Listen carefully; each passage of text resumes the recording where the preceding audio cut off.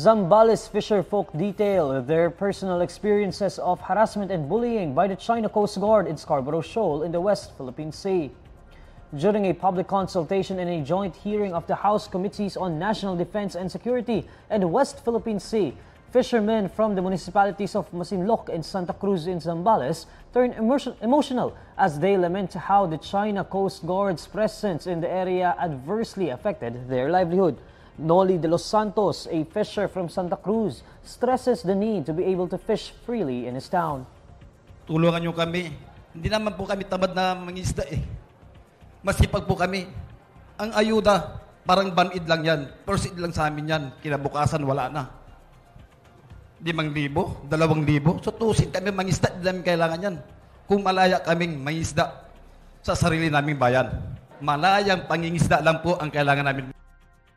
Meanwhile, Leonardo Quaresma of the New Masinloc Fishermen Association confirms that the China Coast Guard fires water cannons at Filipino fishing boats in the shoal. He likewise says that even the livelihood of fisherfolk from nearby provinces of Pangasinan and Bataan were affected by China's intimidation in the West Philippine Sea.